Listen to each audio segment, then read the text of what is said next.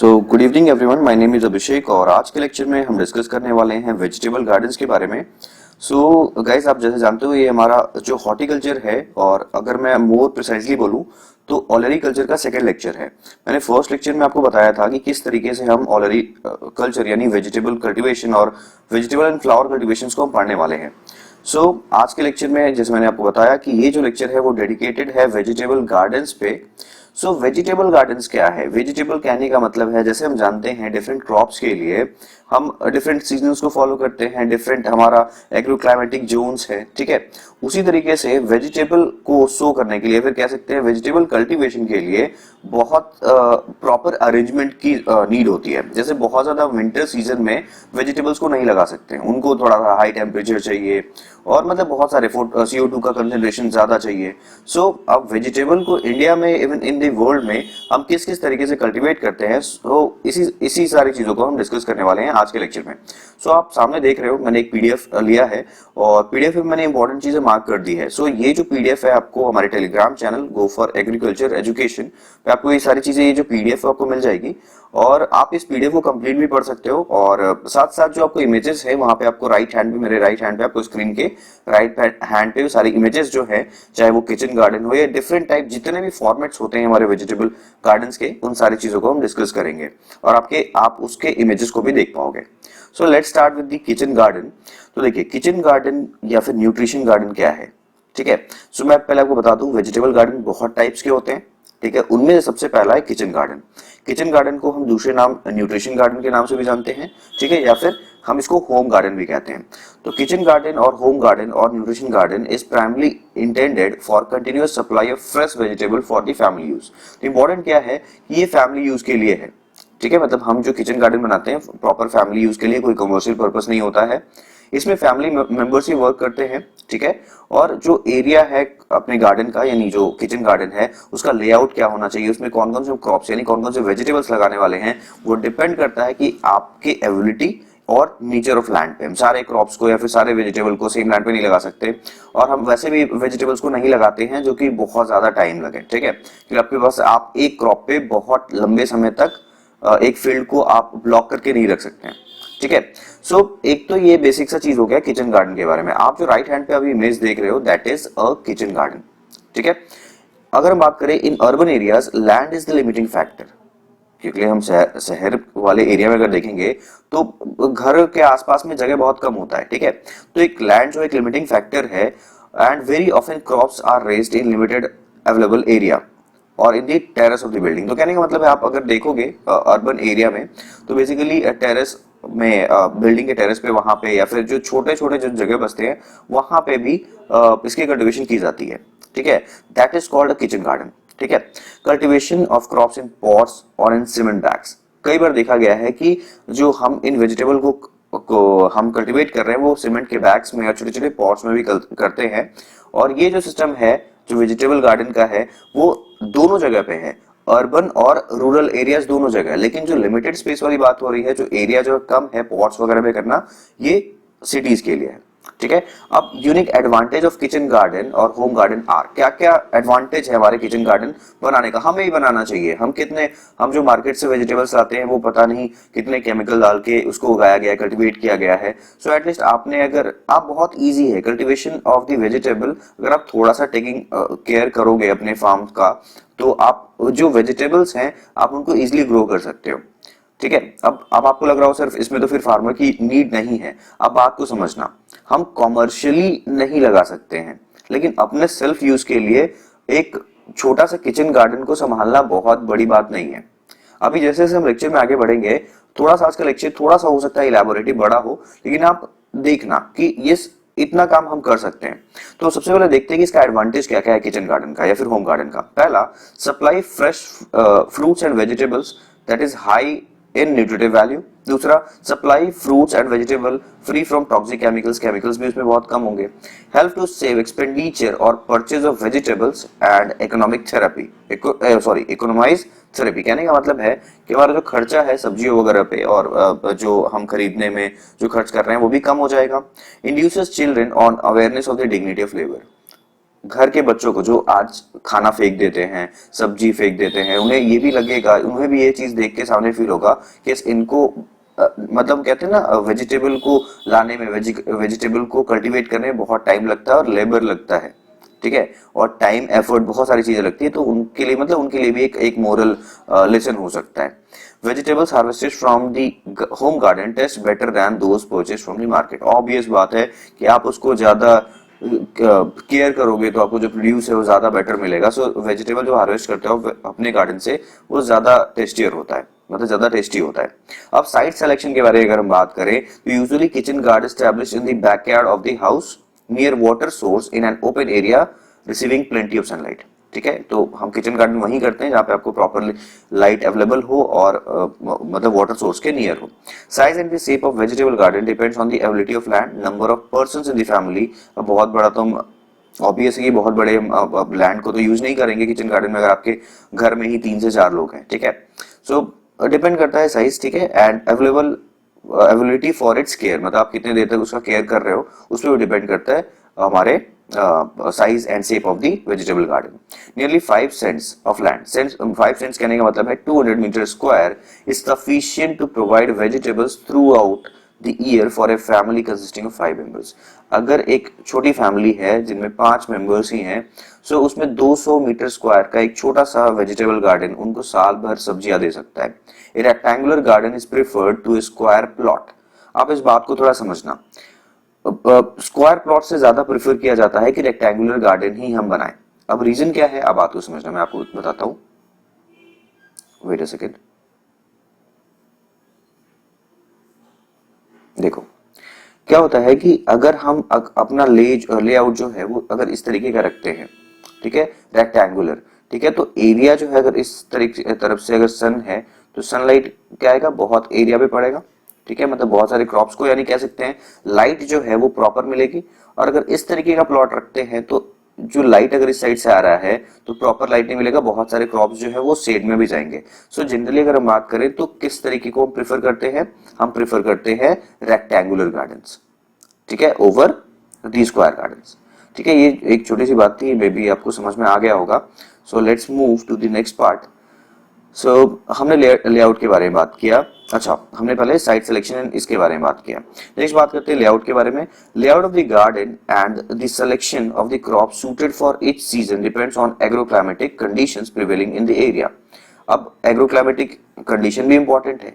Agroclimatic कहने का मतलब है कि हम किसी भी सीजन में कोई सा वेजिटेबल नहीं लगा सकते। जैसे आप नॉर्मली देखते हो कि ठंडे के दिन में ही आपको ज्यादा गोभी यानी कह सकते हैं कॉलीफ्लावर, ठीक है, आप बहुत सारे गॉड्स वगैरह देखो किस टाइम पे मिलता है, गॉड्स वगैरह गर्मियों के टाइम पे मिलता है। तो ऐसा नहीं कि इस टाइम पे गॉड नहीं मिलेगा, कहने का क्या मतलब है, जो हमारे इंपॉर्टेंट वेजिटेबल्स हैं वो सीजन पे भी डिपेंड करते हैं, ठीक है, वो सीजन भी डिपेंड करेगा कि कौन सा क्रॉप अभी इस टाइम हम कंज्यूम कर सकते हैं, कौन सा नहीं कर सकते हैं, ठीक है। तो लेआउट ऑफ द गार्डन अगर हम बात करें सूटेड फॉर द, तो वो डिपेंड करता है एग्रोक्लाइमेटिक कंडीशंस पे।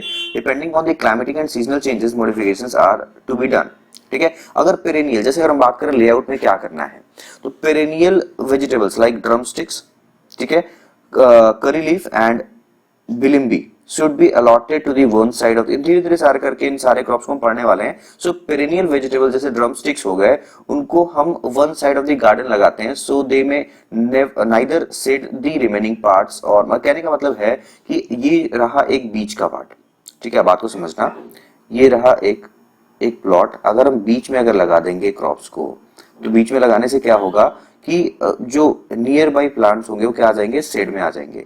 सो हम इस चीज को प्रेफर नहीं करते हैं। नेक्स्ट पार्ट अगर मूव करते हैं तो ऑन वन ऑफ द, अच्छा कहने का मतलब है कि एक तो हमने ये चीज कर लिया, ठीक है, शेड में नहीं आना चाहिए। इंटर कल्चरल ऑपरेशंस अगर हम किसी, कहने का मतलब है कुछ प्रूनिंग कर रहे हैं, थिनिंग कर रहे हैं क्रॉप्स का, तो उस टाइम पे भी हमें दिक्कत नहीं हो, इस तरीके से हम पेरेनियल जो वेजिटेबल्स हैं उनको बाउंड्री पे लगाते हैं। 1 और 2 कंपोस्ट पिट भी हमें बनाना पड़ता है, ठीक है, बनाते हैं ताकि हम इनको किचन गार्डन को इफेक्टिव यूटिलाइजेशन दे पाए, मतलब जो हमारा किचन वेस्ट निकल रहा है वहां पे हम कंपोस्ट भी बना पाए। Fences on all sides should be made with barbed wire और विद लाइव स्टिक्स, ठीक है, मतलब कहने का मतलब है कि बाउंड्री फेंसेस बनाना जरूरी है, ठीक है। ये एक लेआउट के बारे में बात कर रहे हैं। After allotting areas for the perennial crop, the remaining portion is divided into 6 to 10 equal plots for raising annual crops. ठीक है। एनुअल वेजिटेबल्स को हमें लगाने के लिए पेरिनियल के बाद हम एनुअल पे आते हैं, तो 6 to 10 इक्वल प्लॉट्स में, depending upon the number of vegetables हम उस प्लॉट को बांटते हैं। Following scientific crop rotation 3 annual crops can be raised in the same plot. ठीक है, हम जो हमारा कल्चरल प्रैक्टिस है लाइक क्रॉप रोटेशन करना, मिक्स फार्मिंग करना, हम उस तरीके से करके हम एक प्लॉट में 2 से 3 क्रॉप को ले सकते हैं, मतलब लगा सकते हैं। ठीक है, उससे क्या होगा, effective utilization of the space हो जाएगा। Provide walking path at the centre as well as the 4 sides. अगर रेक्टेंगुलर प्लॉट है, लेट्स सपोज लाइक दिस, ठीक है, तो हम सेंटर पे भी, ये पाथ मैं आपको बता रहा हूं, ये हम पाथ बनाएंगे ताकि हमें क्रॉप्स को बीच के क्रॉप्स को भी देखने में दिक्कत ना हो, और बाउंड्री पे भी बनाएंगे, बाउंड्री पे पाथ बनाएंगे ताकि हम कोई कल्चरल प्रैक्टिस करना चाहते हैं उसमें भी हमें परेशानी ना हो। ठीक है, नेक्स्ट अगर हम बात करेंगे तो नेक्स्ट है utilize ridges with separate individual plots. Ridges का भी यूज करना, क्योंकि ऐसे ही हमारे पास में अगर लैंड लिमिटेड है तो हम रिजेस को भी यूज कर ले वैसे क्रॉप्स को लगाने के लिए जो रूटेड हो, जैसे ट्यूबर्स वगैरह हम लगा सकते हैं रिजेस के ऊपर में भी। आप जानते हो आलू, ठीक है, आलू हम कहाँ लगाते हैं, रिजेस के ऊपर ही लगाते हैं, तो रिजेस पे हम आलू लगा सकते हैं, जिससे हमने प्लॉट्स को सेपरेट किया हुआ है। Fertility and texture of the soil में be maintain by applying adequate quantities of organic manure frequently, और कुछ हमें केमिकल फर्टिलाइजर्स भी यूज करना चाहिए for the efficient nutrient for the plant. ठीक है, नेक्स्ट है पेस्ट एंड डिजीज कंट्रोल हमें करना ही है किचन गार्डन में। ठीक है, तो हमने तो पढ़ा ही है सेपरेटली कि हम पेस्ट एंड डिजीज को कैसे कंट्रोल करते हैं। बहुत सारे मेथड है, केमिकल है, बायोलॉजिकल है, फिजिकल और मैकेनिकल मेथड्स भी हैं। ठीक है, तो ये मेथड्स के बारे में हम डिस्कस नहीं करेंगे। बेसिकली हम पेस्ट एंड डिजीज कंट्रोल को भी ध्यान रखते हैं किचन गार्डन में। Preference should be given to long duration and steady yielding varieties than higher yielding ones. कहने का मतलब है हम ऐसे क्रॉप्स को प्रेफर करते हैं जो लंबे समय तक रहे, ताकि हम ये कह सकते हैं कि हम प्रेफर करते हैं ऐसे क्रॉप को जो लंबे समय तक हमें कल्टीवेशन करने, प्रोडक्शन दे।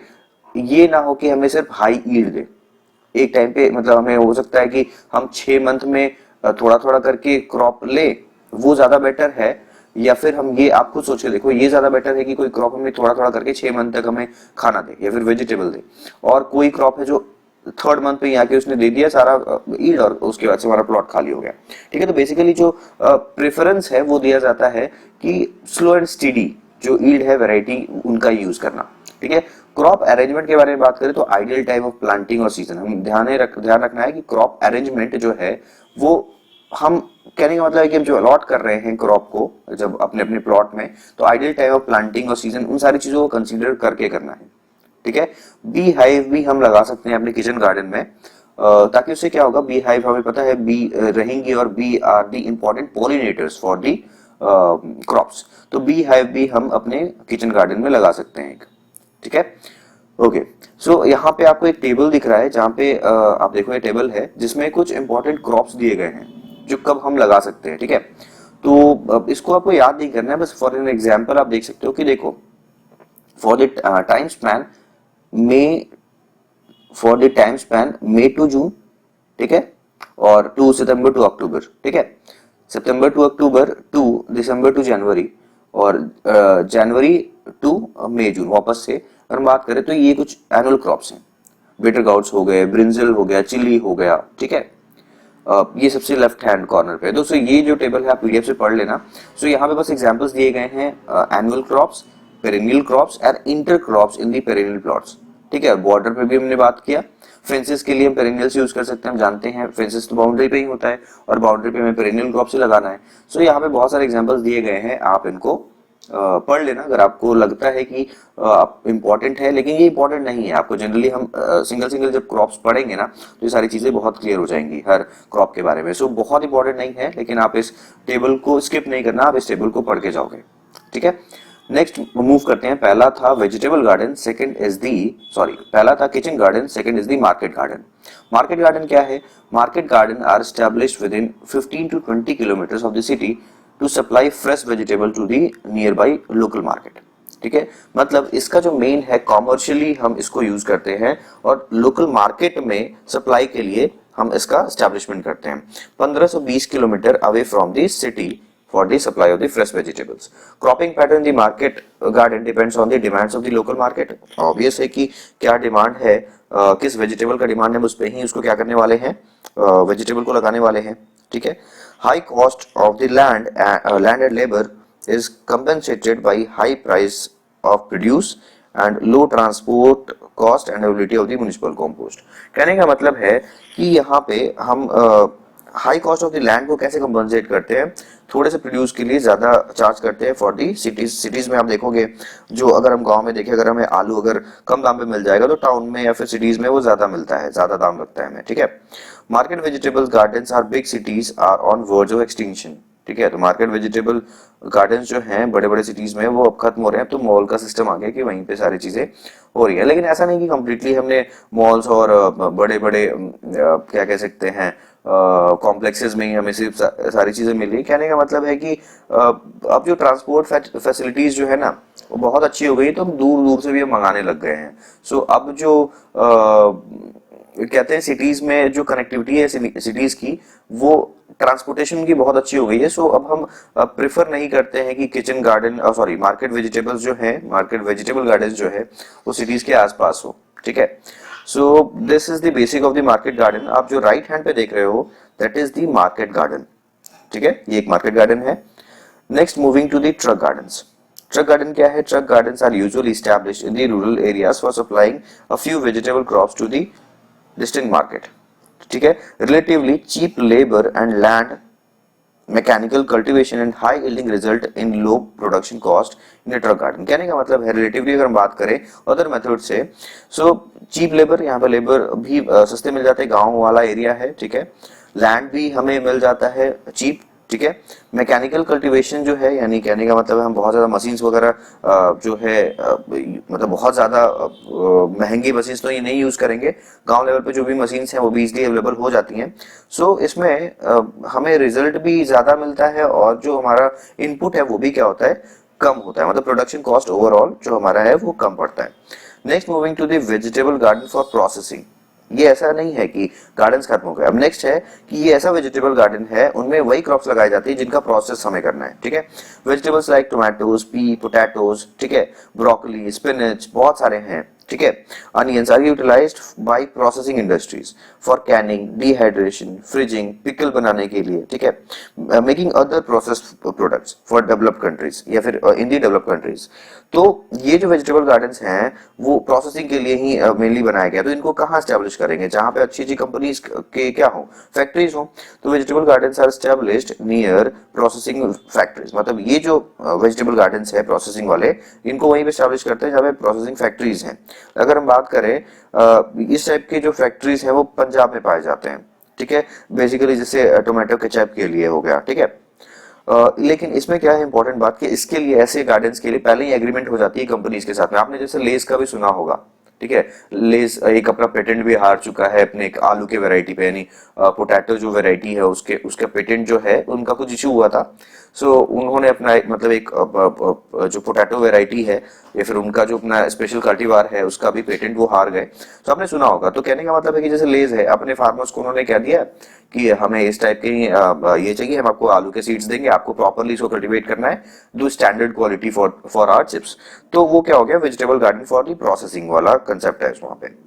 नेक्स्ट है vegetable garden for seed production. Mainly इनका टारगेट क्या है, फॉर दी सीड प्रोडक्शन, ठीक है, नो कंजम्पशन। तो annual seed requirement of the major vegetables in India are around 51,000 tons. कहने का मतलब है सिर्फ वेजिटेबल उगाने के लिए जो एनुअल रिक्वायरमेंट है सीड्स का, वही मेजर वेजिटेबल्स का वो है 51,000 टन्स इंडिया में, ठीक है।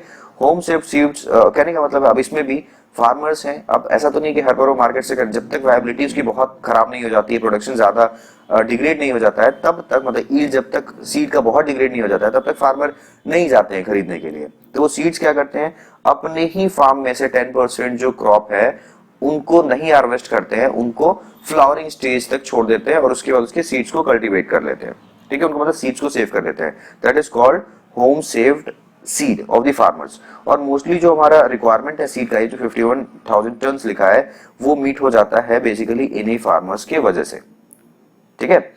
नेक्स्ट जो है grown in ideal soil, climate and disease free condition. क्योंकि हम जानते हैं अगर हमें ये चाहिए सीड प्रोडक्शन, तो अगर हम इन सीड्स का अगर ध्यान नहीं रखेंगे तो कहीं पे भी जाएंगे तो डिजीज जो है बहुत ज्यादा फैलेगा।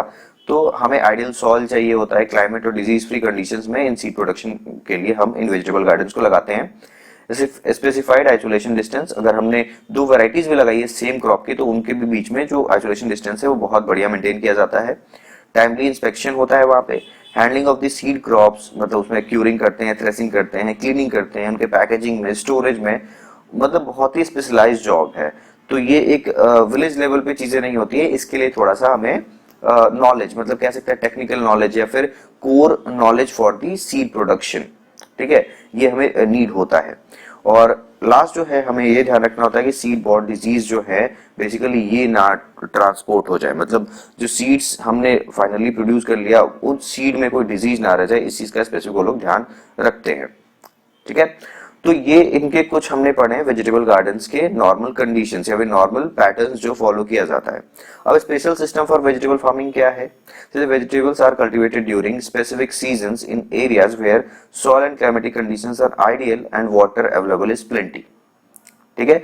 To meet increase demand of vegetable cultivation is also undertaken in adverse climatic conditions by adjusting time of planting and creating favourable situations for the growth of plant under natural condition or by constructing temporary permanent structures। कहने का मतलब है, मैंने इतना सारी चीजें पढ़ी हैं अभी, इसमें क्या मैंने बोला है कि special system of vegetable farming में क्या है, वेजिटेबल्स को कल्टीवेट किया जाता है स्पेसिफिक सीजन में, ठीक है, इन एरियाज में जहां पे हमारे पास में प्रॉपरली सॉइल अवेलेबल है और वाटर भी वहां पे अच्छे से अवेलेबल है, प्लेंटी ऑफ वाटर अवेलेबल है। लेकिन जहां पे नहीं है, वहां पे अब नहीं है तो हमारे पास तो लैंड, आप देखिए पॉपुलेशन इतना ज्यादा है, इस डिमांड को मीट करने के लिए जो हमारा लैंड है उसको ही हमें प्रॉपरली यूटिलाइज करना पड़ेगा। तो अब जो लैंड है उसको हम यूटिलाइज कर रहे हैं, इसके बाद भी जो जगह पे हम नहीं कर पाते वहां पे भी कुछ हम फेवरेबल कंडीशंस को बना के, ठीक है, जैसे अभी हम जाएंगे, अभी अपकमिंग टॉपिक्स में हम देखने वाले हैं कैसे फेवरेबल कंडीशन सिचुएशंस बनाए जाते हैं, ठीक है। नेचुरल कंडीशन को अल्टर करके हम वहां पे टेम्पोररी कंस्ट्रक्शन करके भी हम या फिर परमानेंट स्ट्रक्चर्स बना के भी हम कल्टीवेशन करते हैं वेजिटेबल्स का, ठीक है। तो स्पेशल सिस्टम ऑफ कल्टीवेशन क्या है जो कि इंडिया फॉलो किया जाता है? जैसे पहला है cultivation in protected structures like glass houses, poly houses, rain shelters में हम इन सारी चीजों का वेजिटेबल का प्रोडक्शन करते हैं। This is the specialized. Second, hydroponics आपने सुना होगा। थर्ड, फ्लोटिंग टाइप कल्टीवेशन करते हैं, ठीक है, ये आपने डिस्कवरी वगैरह में देखा होगा कि कंप्लीटली रिवर के ऊपर हमने फार्मिंग करना स्टार्ट कर दिया। रिवर के ऊपर मींस लैंड नहीं है वहां पे, नीचे पानी, लेकिन हमने कुछ ऐसे स्ट्रक्चर्स बना दिए जो कि वाटर के ऊपर फ्लोट करते हैं। आप जो राइट साइड में अभी जो इमेज देख रहे हो that is called a floating type cultivation. River bed cultivation यानी रिवर्स के ही बाउंड्री पे, जिसको बैंक ऑफ रिवर कहते हैं, ठीक है। Last is the organic farming. ये कुछ स्पेशल सिस्टम है जो कि इंडिया में फॉलो किया जाता है, ठीक है। तो सबसे पहला है cultivation in the protected structures, ठीक है, लाइक ग्रीन हाउसेज हो गए, ठीक है। ग्रीन हाउसेज क्या करता है, लो टेम्परेचर जो है जहां पे स्नोफॉल होता है, जहां पे विंटर बहुत ज्यादा पड़ता है, फ्रीक्वेंट रेन होता है, इन सब जगह पे जो हमारा ग्रीन हाउस है वो हमें प्रोटेक्ट करता है। ग्रीन हाउसेज आर फ्रेम्ड और inflated structures covered with transparent और ट्रांसलूसेंट मटेरियल्स। देखो आप यहाँ पे लिखा हुआ है, ठीक है, okay. Next, they allow solar radiation to pass through it but traps the long waves thermal radiation। कहने का मतलब है कि ये आपने देखा होगा ग्रीन स्ट्रक्चर्स आपने देखा होगा कि ऐसे ऐसे ऊपर से राउंडेड बहुत टाइप के होते हैं। तो ऐसे आपने जनरली जो हमें दिखता है ये ग्रीन कलर का फील्ड के बीच में एक ऐसे पॉली हाउस बना देते हैं और इसके अंदर में हम वेजिटेबल कल्टीवेशन करते हैं। आपने ऐसे ऐसे स्ट्रक्चर्स देखे होंगे, this is called a poly house, ठीक है। इस पॉली हाउस में मेनली हम लोग क्या करते हैं वेजिटेबल का, इसमें आप देखो इन्वेस्टमेंट बहुत ज्यादा है, तो ऐसे ही वेजिटेबल्स का कल्टीवेशन करते हैं जो हाई डिमांड करते हैं, जिनका रिटर्न जो है वो ज्यादा मिलता हो, ठीक है। सो जैसे यहाँ पे हमने बात किया कि ये क्या करते हैं, अब अंदर सोलर रेडिएशन को, सारे रेडिएशन को जाने देते हैं, लेकिन उनमें से जो लॉन्ग वेव्स वाले थर्मल रेडिएशन है उनको एमिट नहीं होने देते, मतलब अंदर ही बंद रह जाते हैं। इसकी वजह से क्या होता है, टेम्परेचर 10 से 12 डिग्री ज्यादा होता है जो ग्रीन पॉली हाउसेज है उनके अंदर, ठीक है। This is called green house effect, ठीक है। अब नेक्स्ट पॉइंट है evaporation from the soil and plants also raises humidity inside. अंदर की तरफ में क्या है, टेम्परेचर ज्यादा है तो इवेपोरेशन हो रहा है सॉइल से, प्लांट से, जो कि अंदर की ह्यूमिडिटी को बढ़ा के रखता है। दूसरी चीज, टेम्परेचर बढ़ जाता है तो CO2 जो है ना, CO2 की अवेलेबिलिटी बढ़ जाती है, ठीक है। CO2 released by the plants inside increases the rate of photosynthesis during day time. Optimum CO2 concentration in a green house atmosphere is 700 to 900 ppm। और बढ़ कितना जाता है, वो 1200 ppm तक इंक्रीज कर जाता है। ठीक है, तो ये एक फायदा है हमारे पॉली हाउस का यूज करने का। ठीक है, ये comparison in the productivity of different vegetables under open and green house conditions जो है वो एक टेबल में दिया गया है। जैसे आप देखो, अगर हम बात करते हैं, यहाँ पे आप देखना, इस टेबल को थोड़ा समझा देता हूँ। ये क्रॉप हमने दिखाया है, ये है इंडिया में ओपन फील्ड कंडीशन, और नीदरलैंड में ग्रीन हाउस में जब किया जा रहा है सेम क्रॉप को, तो आप देखो कितने का फर्क पड़ता है। और ये जो हम आपको बता रहे हैं ये है आपको यील्ड टन्स पर हेक्टेयर में। ठीक है, तो इंडिया में टोमेटो जो है ओपन फील्ड में 10 टन्स पर हेक्टेयर मिल रहा है, लेकिन उसको ग्रीन हाउस में कर रहे हैं नीदरलैंड्स में तो 200 मींस 20 टाइम्स ज्यादा। Cucumber 20 turns per hectare India में, और वहां पे 200 turns per hectare, 10 times. Paper 12 150। देख लो डिफरेंस, देखो ग्रीन हाउसेस का। ठीक है, तो ब्रिंजल के लिए आप देखो 25 200। तो depending on the cladding material, cladding मतलब जिससे हमने बनाया है, the structures are called glass houses और पॉली हाउसेस। ठीक है, कंप्लीटली ग्लास से ही बनाया जाता है। ठीक है, तो अब ग्लास हाउसेस क्या है, अभी आप जो राइट हैंड पे देख रहे हो that is a glass house. ठीक है, ग्लास हाउस क्या है, roof and all the 4 sides of the glass house are covered with glass sheets. Obvious है। Green houses effect green house effect increases the temperature inside the glass house. ठीक है, green house यानी जो भी हमने पढ़ा ना, जो लॉन्ग वेव थर्मल रेडिएशंस होते हैं वो ट्रैप हो जाते हैं। ठीक है, हीटिंग, उसमें हम क्या क्या, ग्लास हाउसेस में हीटिंग सिस्टम्स लगाए जाते हैं। Glass houses are provided with heating systems. During summer cooling devices भी लगाया जाता है ताकि जो क्रॉप है उसको बर्निंग ना हो जाए। Temperature, humidity, light and carbon dioxide सारी चीज को कंट्रोल किया जाता है कंप्यूटराइज्ड माइक्रो प्रोसेसर सिस्टम के थ्रू, ताकि आइडियल कंडीशन मिल पाए। अब जब ग्लास हाउसेस में कौन कौन से क्रॉप, जैसे tomato, capsicum, cucumber, muskmelon, इन टाइप के हम क्रॉप्स को जो है हम लगाते हैं। ये कहाँ फॉलो हो रहा है मोस्टली ग्लास हाउसेस का concept, USA, UK, West Germany, Japan, Spain, Italy. तो ये कुछ अच्छी कंट्रीज हैं जहां पे ग्लास हाउसेस का जो कंसेप्ट है वो यूज किया जाता है। ठीक है, अब एक चीज और है, प्रूनिंग आपने सुना होगा। प्रूनिंग क्या होता है, प्रूनिंग मींस लेटरल ब्रांचेस को हम कट कर देते हैं ताकि हम वर्टिकल ग्रोथ को प्रमोट कर पाए, दिस इज कॉल्ड प्रूनिंग। तो इनमें प्रूनिंग भी की जाती है। ठीक है, ताकि वो लेटरली चौड़े ना, मतलब साइड ना बढ़े, हाइट में बढ़े। ठीक है, next is the poly house.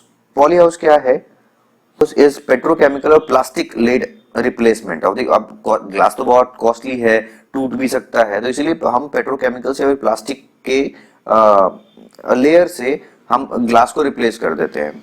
ठीक है, तो commercial production of vegetables under adverse climatic condition में हेल्प करता है। In Japan 84% of the area under poly houses. ठीक है, जहां पे वेजिटेबल कल्टीवेशन हो रहा है वहां पे 84% जापान में पॉली हाउसेज ही हैं। जैसे इनमें कैबेज, कॉलीफ्लावर, नोल खोल, टोमेटो, अनियन, ठीक है, इन सारी चीजों का कल्टीवेशन किया जाता है। Poly houses in the country are mostly located in Bangalore, Pune, Delhi, Hyderabad and Uttaranchal, mainly utilized for nursery raising of the vegetable crops, hybrid seed production and off season cultivation of the high value vegetables like tomato, capsicum, cucumber, like these. और कहां पे, metropolitan cities में। Poly houses are large structures made up of aluminium, आपने देखा भी होगा, और galvanised iron, ठीक है, जिनसे हम या फिर वुडन मटेरियल से भी हम पॉली हाउसेस का कंस्ट्रक्शन करते हैं। ठीक है, और इसमें हम लो डेंसिटी पॉलीथीन का यूज करते हैं जो कि ट्रांसपेरेंट प्लास्टिक फिल्म भी हो सकता है ताकि जो लाइट है वो अंदर की तरफ आए। ठीक है, next is the low cost poly house. ठीक है, low cost poly houses are not provided with any climatic or control devices. इनमें क्या है, जीरो एनर्जी चैम्बर बनाया जाता है। ठीक है, सपोर्टेड बाय बैम्बू से कर रहे हैं। देख लो, हमने आयरन को रिप्लेस कर दिया तो लो कॉस्ट तो हो गई। ठीक है, लोकली अवेलेबल मटेरियल्स। ठीक है, कंप्लीटली क्लोज्ड एट नाइट, इनको रात में कंप्लीटली बंद कर देते हैं। As a result temperature inside would be 5 से 10 डिग्री मोर देन आउटसाइड। ठीक है, during day time poly houses are kept open to allow natural ventilation. अब जो लो कॉस्ट पॉली हाउसेस है इनको दिन के समय खोल के रखते हैं, रात के समय बंद कर देते हैं। ठीक है, अब रात के समय बंद करने का आप रीजन जानते हो, जो CO2 रिलीज हो रहा है ना वो फोटोसिंथेसिस में यूज हो जाए। दिन में क्या होगा, दिन में तो प्रॉपर वेंटिलेशन है, और रात में अगर CO2 निकल के देखो, अब तो ऐसा नहीं है ना कि CO2 बहुत ज्यादा अवेलेबल है, मतलब आप समझना, ताकि CO2 को ट्रैप कर पाए वहां पे और प्रॉपरली फोटोसिंथेसिस हो जाए। देखिए विदाउट लाइट नहीं होगा, जो CO2 है वो कम्प्लीटली वहां पे ट्रैप रहेगा, इसलिए हम इनको रात में बंद कर देते हैं। ठीक है। अब मीडियम कॉस्ट पॉलीहाउसेस क्या है? All four sides are completely covered and temperature inside is controlled by providing fan and pad cooling system. इसमें क्या कर दिया गया है हमने, अंदर के टेम्परेचर को कंट्रोल करने के लिए फैन और पैड कूलिंग सिस्टम भी लगाया है। ठीक है। स्प्रिंकलर्स लगाते हैं ताकि मॉइस्चर मेंटेन कर पाए। Hot air blowers are necessary to maintain high temperature. Ultra violet stabilized polythene, जो अब हम क्लैडिंग मटेरियल यूज कर रहे हैं, यूवी स्टेबलाइज्ड पॉलीथीन यूज करते हैं जो कि 800 गॉज का होता है। ठीक है। Next, high cost polyhouses, fibre glasses covering with full climate control devices, temperature, humidity, light day strength, light day length and winds are automatically controlled using computers. ठीक है। Low medium and high cost structures are, low medium and high cost structures अगर बात करेंगे तो 125 से लेके 500, 500 से लेके 1000, 1000 से अबव इनकी कॉस्टिंग आती है पर स्क्वायर मीटर। ठीक है। तो अब देख लो इतना ज्यादा है तो इन्वेस्टमेंट बहुत ज्यादा होगा। ठीक है। पर स्क्वायर मीटर आप दे रहे हो 1000 रुपए for the high high poly houses के लिए, हाई कॉस्ट पॉली हाउसेस के लिए। Depending on the shape of the roof, poly houses are of lean type, even span, gable type, ठीक है, अनइवन स्पैन टाइप। तो इतना भी डिटेल्स आने की नीड नहीं है, जैसे जैसे लेक्चर्स में आगे बढ़ेंगे आप बहुत इमेजेस से चीजें समझते चले जाओगे।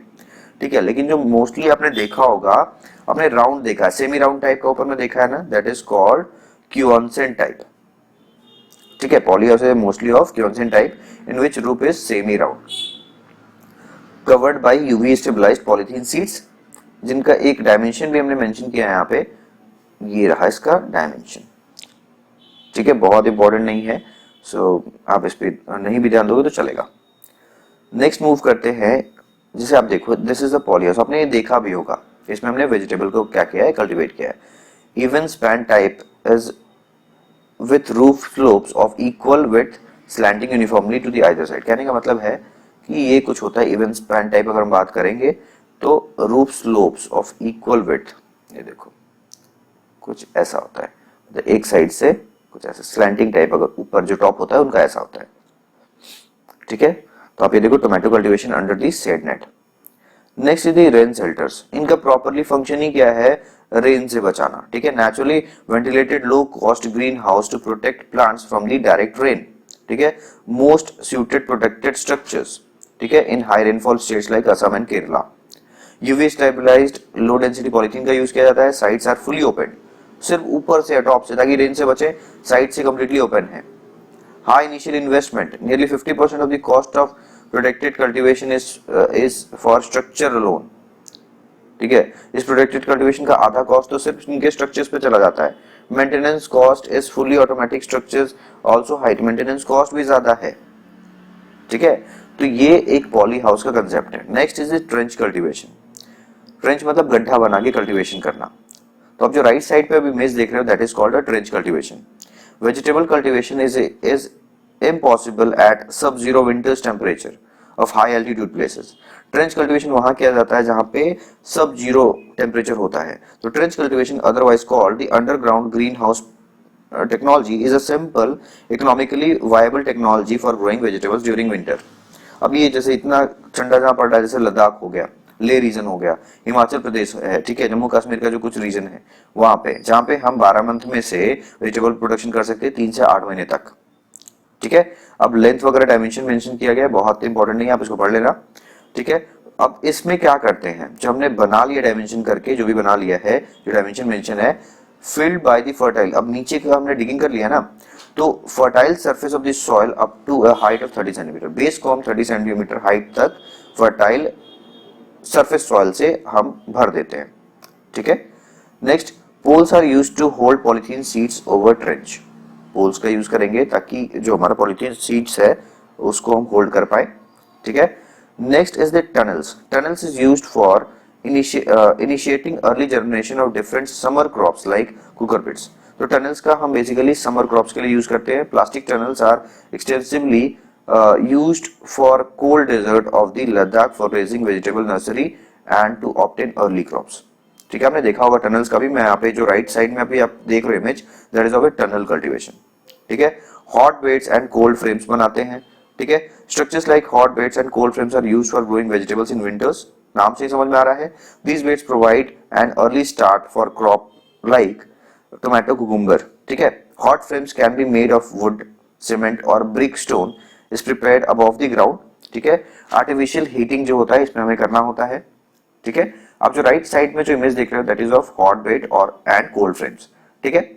Absence of any form of artificial heat, sorry, cold frames जो होते हैं वो सिमिलर होते हैं हॉट बेड्स की तरह और इनमें कोई भी आर्टिफिशियल हीटिंग सिस्टम नहीं होता है। कोल्ड फ्रेम्स आर वुडन और concrete structures with plastic on the top, ठीक है। नेक्स्ट जो इंपॉर्टेंट है, बहुत इंपॉर्टेंट है, दैट इज हाइड्रोपोनिक्स। आप हाइड्रोपोनिक्स के बारे में जानते हो, आपने पहले से पढ़ा है। हाइड्रोपोनिक्स क्या है? सॉइल लेस मीडिया हम यूज करते हैं न्यूट्रिएंट के लिए, मतलब प्रॉपर जो न्यूट्रिएंट होता है वहां पे सॉइल नहीं होता है, मतलब सॉइल से हम न्यूट्रिशन नहीं देते हैं।